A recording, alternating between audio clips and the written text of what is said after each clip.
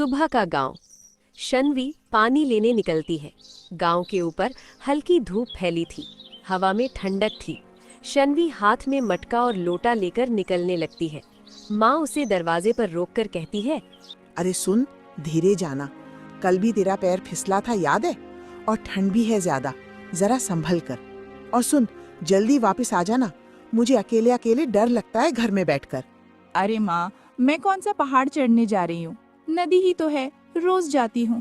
आप तो ऐसे बोलती हो जैसे मैं जंगल में शेर से मिलने जा रही हूँ। शेर नहीं, पर आजकल जानवर भी अजीब हो जाते हैं, और तू है भी मेरी जान, इसलिए बोलती हूँ। ठीक है माँ, जल्दी आ जाऊंगी, आप चिंता मत करिए। वो निकल पड़ती है।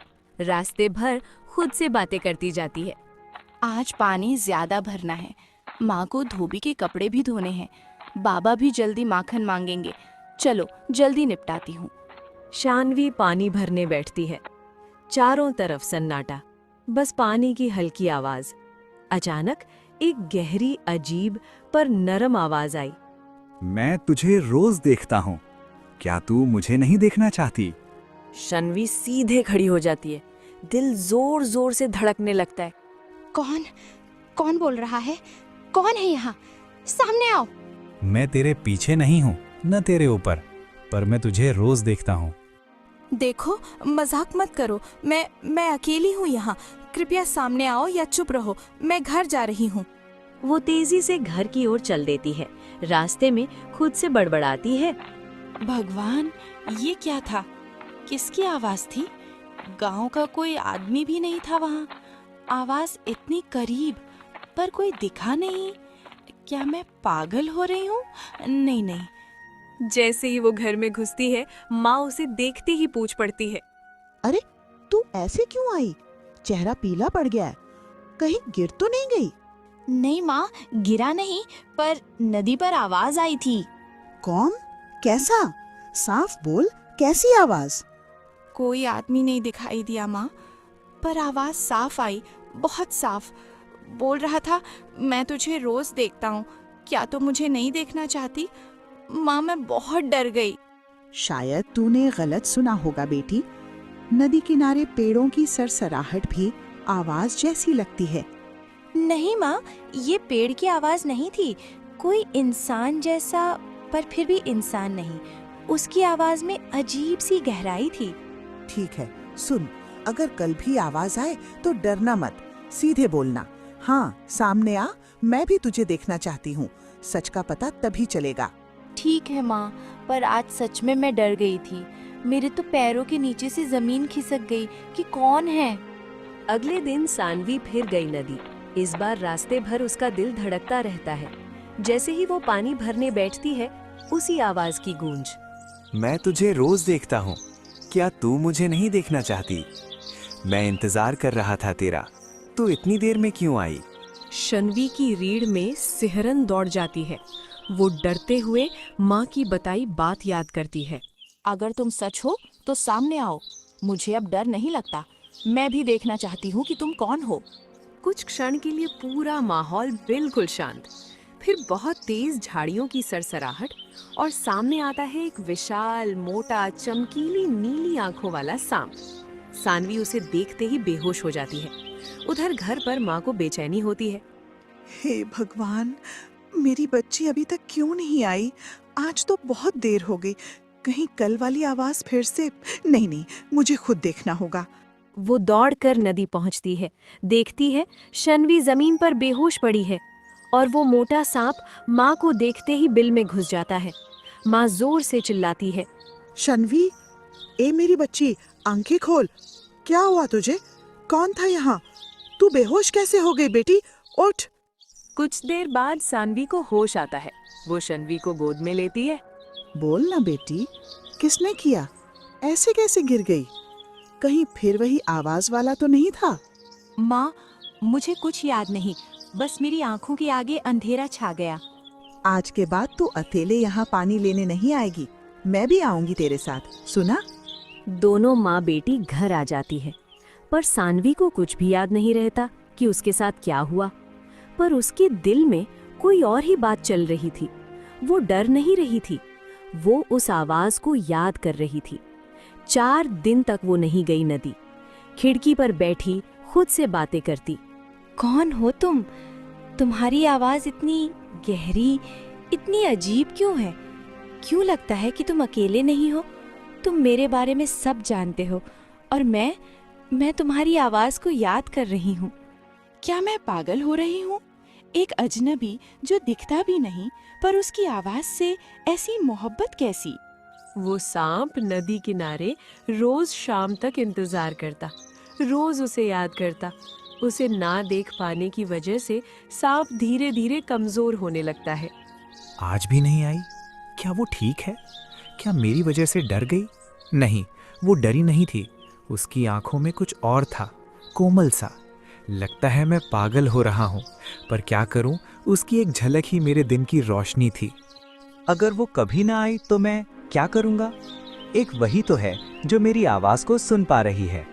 कुछ दिनों बाद फिर नदी जाने का सोचती है और अपनी माँ से कहती है, माँ, 2 आज मैं पानी ले आती हूँ। आप थक जाती होंगी, आप कुछ और काम कर लो तब तक।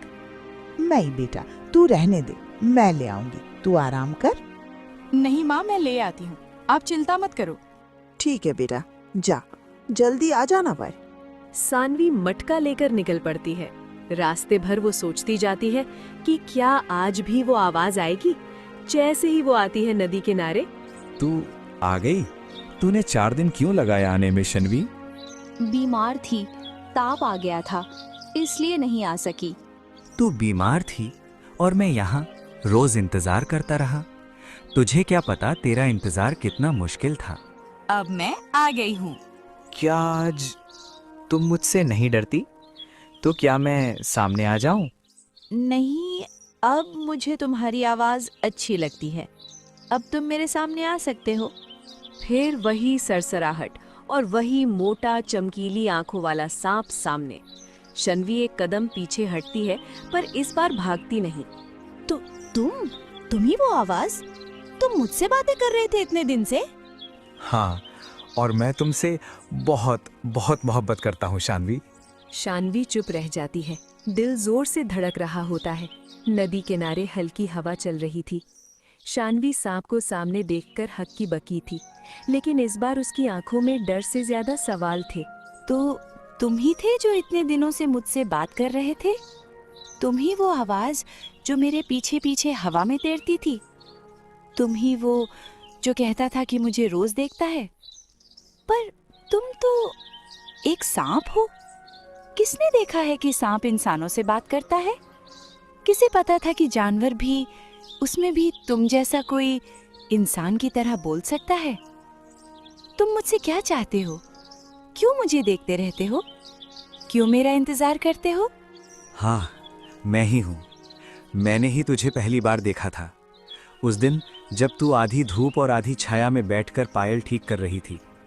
तुझे शायद याद भी ना हो, पर मैं तब भी यहीं था। उस दिन से तुम मुझे कुछ अलग लगी। तेरे कदमों की आवाज़, तेरी कलाई की चूड़ियों की छन छन, तेरी हंसी, तेरी सांसें, सब कुछ मेरी दुनिया बन गया। शन्वी का दिल जोर से धड़कता है। वो अपना मटका जमीन पर रखकर धीरे से बैठ जाती है। लेकिन तुम तो सांप हो, तुम्हें कैसे ऐसा महसूस होता है? जानवर इंसानों से ऐसे प्यार कैसे कर सकते हैं? और अगर तुम्हें इतना ही, तो फिर पहले सामने क्यों नहीं आए?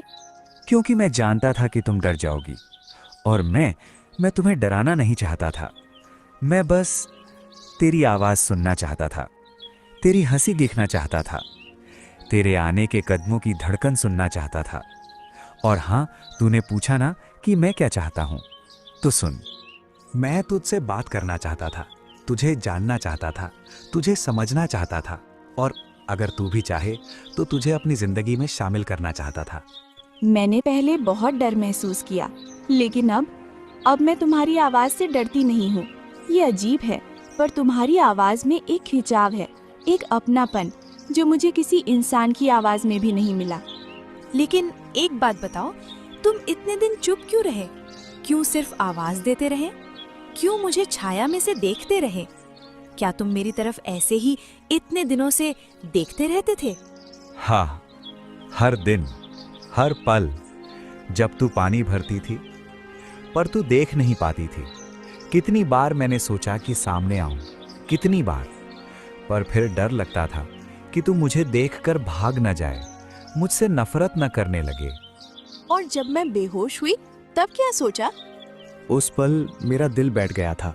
मुझे लगा तुझे मेरी वजह से कुछ हो गया। तुझे मरते हुए देखने से अच्छा मैं खुद मर जाता। मैं तो बस सामने आया था क्योंकि तूने खुद कहा था सामने आओ, पर मैं नहीं जानता था कि सच में तू डरकर गिर जाएगी। तुम्हें मेरी इतनी परवाह क्यों है? मुझे तो ताज्जुब हो रहा है कि एक सांप ऐसी बातें कर रहा है, ऐसा महसूस कर रहा है। क्योंकि तू पहला इंसान है जिसने मुझसे नफरत नहीं की, मेरी आवाज सुनकर भागी नहीं। तूने डरकर भी मुझसे सवाल पूछे। तेरे शब्द, तेरी सांस सब मुझे रोक लेते थे, और शायद तुझसे छिपाते छिपाते मैं खुद से ही हार गया और तुझसे प्यार कर बैठा। शन्वी की आंखें नम हो जाती हैं। वो पहली बार सांप के सामने बिना डर, बिना घबराहट के बैठी है। मैं सच कहूँ तो मुझे तुम्हारी आवाज़ पसंद है। तुम्हारी बातें, तुम्हारा तरीका, तुम्हारा सब्र मुझे अजीब सा सुकून देता है। और हाँ, मुझे अब तुमसे डर नहीं लगता, बल्कि लगता है कि मैं तुमसे बातें करते करते आदी हो गई हूँ। तो क्या तू मुझसे नफरत नहीं करती? नफरत? नहीं, मैं तो तुम्हारी आवाज़ का इंतज़ार करती थी। 4 दिन जब नहीं आई नदी, मैंने हर रात सोचा, ये किसकी आवाज़ है? क्यों मेरे दिल में उतर जाती है? क्या ये सच है या मैं ही पागल हो रही हूँ? तू पागल नहीं, तू बस सच्चाई के करीब आ रही है। पर एक दिन मैं तुझे अपना असली रूप दिखाऊंगा, तब शायद तू मुझे और भी अच्छी लगे। असली रूप? मतलब ये रूप असली नहीं है? नहीं, ये मेरा असली रूप नहीं। एक दिन बहुत जल्द तुझे सच्चाई बताऊंगा, पर अभी बस इतना जान ले, मैं जो हूँ वो दिखने में भले इंसान ना हूँ, पर मेरा दिल तुम्हारे लिए इंसान से भी ज्यादा धड़कता है। शन्वी गहरी सांस लेती है। उसका दिल धीरे धीरे इस रहस्यमयी प्राणी से जुड़ता जा रहा था। कुछ देर चुप रहने के बाद सांप कहता है, शन्वी, क्या तू मुझे अपने घर ले चल सकती है? घर? मतलब मेरे घर? माँ बाबा के सामने? हाँ, एक दिन तू समझ जाएगी क्यों। पर मुझे तुझ पर भरोसा है। क्या तुझे भी मुझ पर उतना ही भरोसा है? हाँ, मुझे तुम पर भरोसा है। मुझे यकीन है कि तुम मेरा बुरा नहीं चाहते। उन दोनों की कहानी अब एक नई दिशा में मुड़ रही थी, जहां मोहब्बत के साथ एक गहरा रहस्य भी छिपा था। शाम ढल चुकी थी। आसमान बैंगनी रंग का चादर ओढ़े खामोश खड़ा था। हवा में ठंडक भी थी और घबराहट भी। शान्वी धीरे धीरे नदी किनारे खली थी और उसके सामने था वही विशाल काला सांप, जिसकी आंखें किसी इंसान जैसी लगती थी, गहरी, भावुक और बेहद अकेली। तुम सचमुच मेरे घर चलना चाहते हो? मैं जानती हूँ तुमने मुझे कभी नुकसान नहीं पहुँचाया, पर घर, मतलब घर, माँ बाबा डर जाएंगे। पर शान्वी, मैंने तुमसे कभी कुछ नहीं छुपाया। मैं अकेला हूँ शान्वी, बहुत अकेला। अकेले तुम ही नहीं हो, मैं भी हूँ। मेरी माँ घर में रहती है, बाबा चराने जाते हैं। घर में सब कुछ है, पर कोई बात करने वाला नहीं होता। तुम्हारी आवाज़ अजीब तरह से मुझे सुकून देती है। तो क्या तुम मुझे अपने साथ चलने दोगी? मैं वादा करता हूँ, तुम्हारी माँ को, तुम्हारे बाबा को, किसी को भी कभी दुख नहीं पहुँचाऊंगा। पर अगर उन्होंने तुझे देख लिया तो? तुम साथ हो तो मुझे किसी डर का डर नहीं। मैं उनके सामने नहीं आऊंगा, मैं चुपचाप रहूंगा। बस तुम्हारी साथ की जरूरत है। शान्वी ने गहरी सांस ली। उसकी दिल की धड़कन तेज थी, लेकिन वो मना नहीं कर पाई। ठीक है, चलते हैं। मैं माँ से बात कर लूंगी और उन्हें तुम्हारे बारे में बताऊंगी। और वैसे भी वो उस दिन वाली बात भूल चुकी हैं जब मैं यहाँ बेहोश हुई थी, और तुम्हारी आवाज वाली बात। सांप की आंखों में पहली बार चमक आई, जैसे किसी ने अंधेरे कमरे में दिया जला दिया हो। शान्वी धीरे धीरे घर की ओर चली, सांप उसके पीछे, घास पर फिसलता हुआ बिना आवाज किए। गांव की गलियां शांत थीं। कुछ कुत्ते भौंक उठते, लेकिन सांप झाड़ियों में छुप जाता। जब घर के पास पहुंचे तो शान्वी ने धीरे से पीछे मुड़कर कहा, यहाँ रुक जाना, माँ घर में होगी, वो बहुत डर जाएगी। मैं पहले देख लूं कि वो क्या कर रही है। शानवी, मैं यहीं हूं, चाहे तुम जितना वक्त लो। मैं तुम्हारे जाने के बाद एक पल भी यहां से नहीं हिलूंगा। पता नहीं वो क्या कहेगी, पता नहीं वो मुझे स्वीकारेगी या नहीं, पर मैं इंतजार करूंगा। शानवी ने एक बार हाँ कर दिया तो मैं सारी जिंदगी उसका साथ नहीं छोड़ूंगा। शाम रात में बदल चुकी थी। शानवी माँ को मनाती है कि वो डरे नहीं, लेकिन माँ अब भी बेचैन थी। आखिर शानवी धीरे धीरे बाहर निकली और सांप को आवाज दी। आ जाओ। माँ ने कुछ नहीं कहा, बस वो डर गई थी, पर मैं हूँ ना तुम्हारे साथ। सांप धीरे धीरे सरपटता हुआ उसके पास आया। उसकी आंखों में शानवी को देखकर सुकून था। शानवी, मुझे तुमसे एक सच कहना है। रात के 12 बजते ही मेरा रूप बदलेगा। रूप बदलेगा? कैसा रूप? क्या तुम मर जाओगे या कोई और हो जाओगे? मरूंगा नहीं, इंसान बन जाऊंगा। इंसान? तुम कैसे इंसान बन जाओगे? मैं एक श्रापग्रस्त राजकुमार हूं शानवी। ये सांप का रूप मेरा नहीं, मेरी मजबूरी है। मेरी सौतेली माँ ने मुझे इस रूप में ढकेल दिया और हर रात के 12 बजे कुछ पल के लिए मैं इंसान बन जाता हूँ। शानवी की आंखों में आंसू आ गए। वो कांपती आवाज में बोली, शानवी, तुमने इतना बड़ा दर्द अकेला सह लिया और मुझे कभी नहीं बताया। अगर मैं तुम्हें सच बताता तो तुम मुझसे दूर भाग जाती। मैं तुम्हें खोना नहीं चाहता था। मैं कहीं नहीं जाऊंगी। तुम्हारी कहानी सुनना चाहती हूँ, तुम्हारी दर्द, तुम्हारा सच, सब। अचानक हवा थम गई। चारों ओर गहरी शांति छा गई। सांप की देह कांपने लगी, जैसे कोई भार उसे चीर रहा हो। क्या हो रहा है? तुम ठीक हो? मैं क्या करूं? डरो मत, ये हर रात होता है, बस थोड़ा सा दर्द। उसकी चमड़ी फटने लगी। अंदर से चमकदार गोरा मनुष्य जैसा शरीर उभरने लगा। कुछ ही पलों में उसके सामने एक सुंदर, थका हुआ पर शाही व्यक्तित्व वाला राजकुमार खड़ा था। शानवी उसे देखकर स्तब्ध रह गई। उसकी सांस रुक गई। उसके मन में एक ही सवाल उठा। शानवी, ये हूं मैं, तुम्हारा दोस्त, तुमसे बातें करने वाला, तुमसे प्यार करने वाला। तुम राजकुमार हो? तुम सांप कैसे बने? ये सब किसने किया? ये कहानी लंबी है, बहुत लंबी। अगर तुम चाहो तो सब बताऊंगा, पर एक चीज पहले कहना चाहता हूं। शानवी, तुमने मुझे अपने घर लाकर मेरा जीवन बदल दिया। मैं इस एहसास को शब्दों में बयां नहीं कर सकता। रात गहरी थी। तारों की नरम रोशनी जमीन पर चांदी बिखेर रही थी।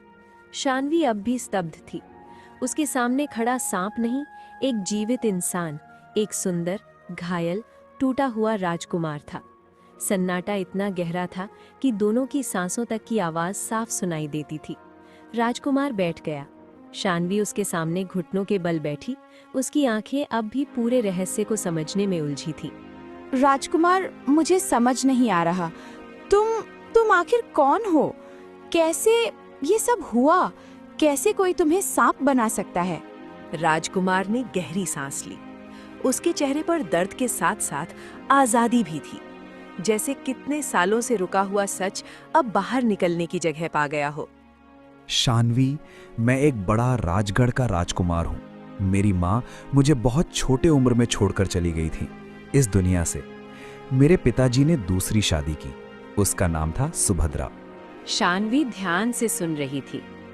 शुरू में सुभद्रा ने मुझे अपना पुत्र माना, पर जैसे जैसे समय बीता वो मुझे एक बोझ समझने लगी। उन्हें डर था कि राजा के मरने के बाद सारी संपत्ति, सारा राज उनके हाथ नहीं आएगा। मैं बस बच्चा था शानवी। मैंने कभी किसी का बुरा नहीं सोचा, पर सुभद्रा हमेशा मेरी आंखों में दुश्मनी देखती थी। कैसी औरत थी वो? एक बच्चे से इतनी नफरत? तुमसे क्या दुश्मनी थी उससे? दुश्मनी नहीं, लालच। उसे सिर्फ तख्त चाहिए था, सिर्फ शक्ति, और मैं उसके रास्ते का पत्थर था। वो मुझे हर दिन कुछ ना कुछ कहकर जलील करती थी। कभी कहती, तू मेरे बच्चे की जगह कभी नहीं ले सकता। कभी कहती, ये महल तेरे लिए नहीं, जा यहां से। और जब मैं रोते हुए पिताजी के पास जाता तो पिताजी सुभद्रा की बातों में आकर कहते, सुभद्रा ने जो कहा होगा सही ही कहा होगा। वो अपना ही तो बच्चा समझकर डांट रही है। तुमने सब कुछ अकेला सहा? कोई नहीं था तुम्हारे पास? नहीं, कोई नहीं। एक दासी थी, लक्ष्मी। वो ही मुझे चुपके से खाना देती, हाथ पकड़कर चुप कराती। पर सुभद्रा को वो भी पसंद नहीं थी। एक दिन उन्होंने उसे महल से निकाल दिया। तुम कितने दुख से गुजरे हो और फिर भी तुमने कभी किसी को नुकसान नहीं पहुंचाया। मैंने क्या बिगाड़ा था शन्वी? मैं तो बस जिंदा रहना चाहता था। एक दिन सुभद्रा ने अपनी दासी को बुलाया। मैं पर्दे के पीछे था, मैंने सब सुना। गांव में कोई तांत्रिक, कोई जादूगर होगा, उसे महल बुलाओ। मैं राजकुमार को यहाँ से हमेशा के लिए हटाना चाहती हूँ। दासी ने हाँ में सिर हिलाया और अगले दिन वो एक बाबा को लेकर आ गई। मैं उनके पीछे छुपकर सब सुन रहा था। बाबा, मुझे एक काम चाहिए। अगर तुम कर दो तो मैं तुम्हें खजाना दिला दूंगी। कौन सा काम महारानी? राजकुमार, उसे इस महल से हमेशा के लिए गायब कर दो। कितनी दुश्मन थी वो तुम्हारी? इतने बड़े पाप के लायक कैसे हो सकती है कोई? बाबा ने कहा, मैं इसे सांप बना सकता हूँ। तुमको उसने? हाँ, उसी दिन रात वो बाबा मेरे कमरे से मेरे कपड़े लेकर गया और जंगल में जाकर मंत्रों का जाप किया।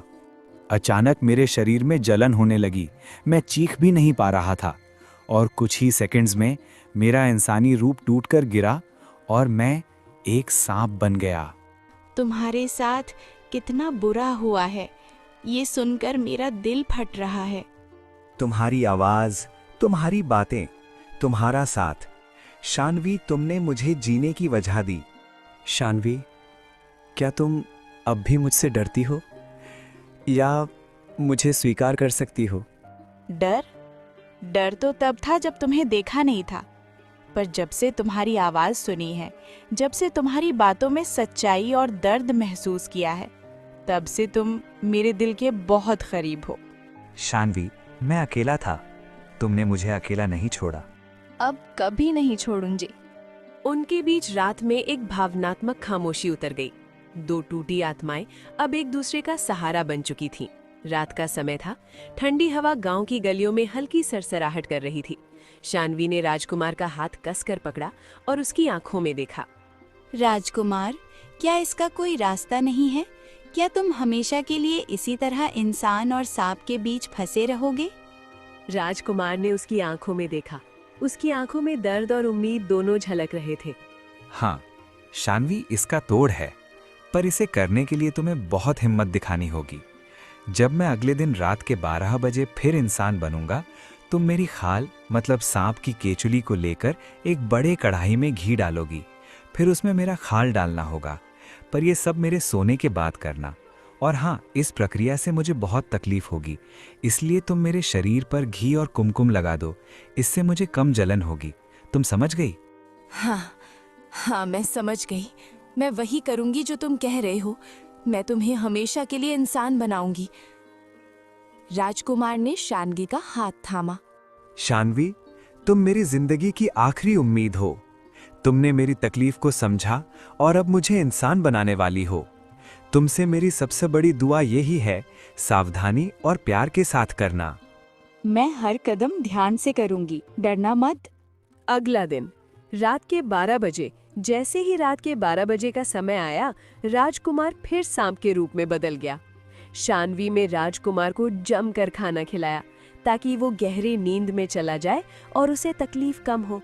शानवी ने धीरे धीरे वही किया जो उसने राजकुमार से वादा किया था। एक बड़े कढ़ाई में घी डाला, राजकुमार की खाल डाली, फिर धीरे धीरे मलहम और कुमकुम लगाया।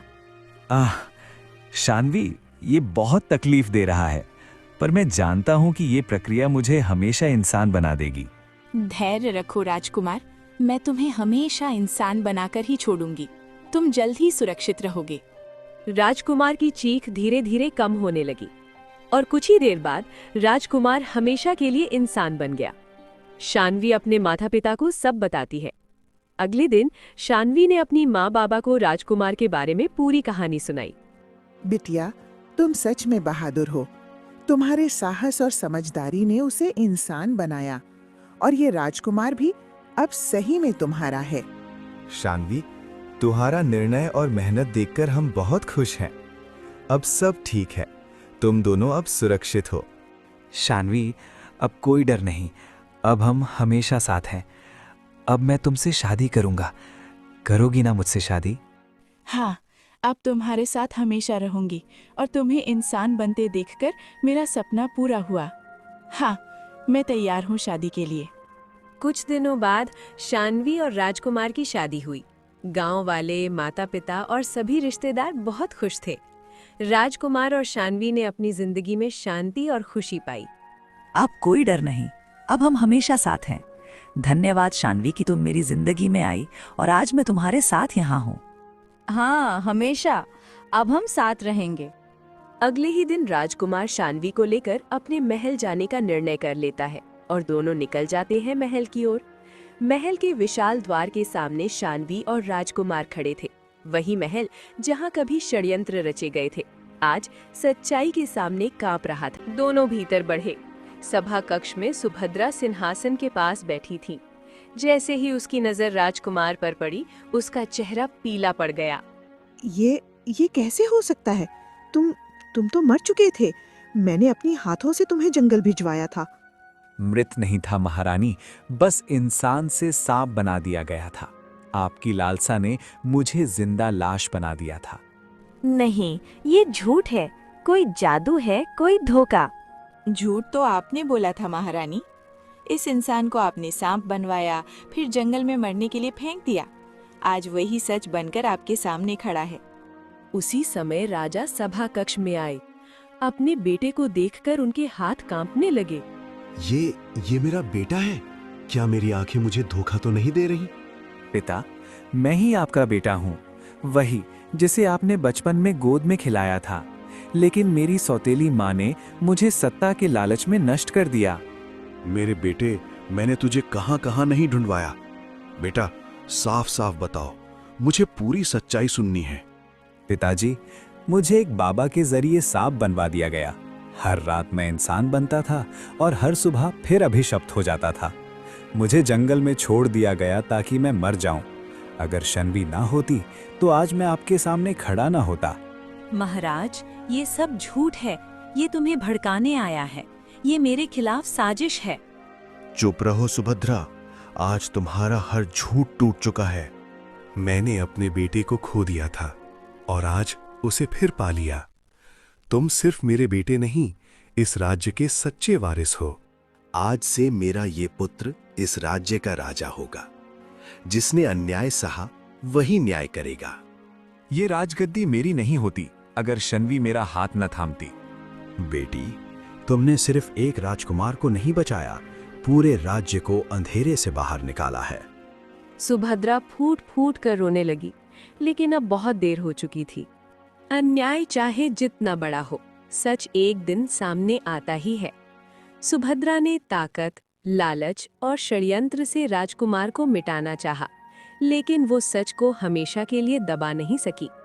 गलत काम छिप सकता है, मिट नहीं सकता।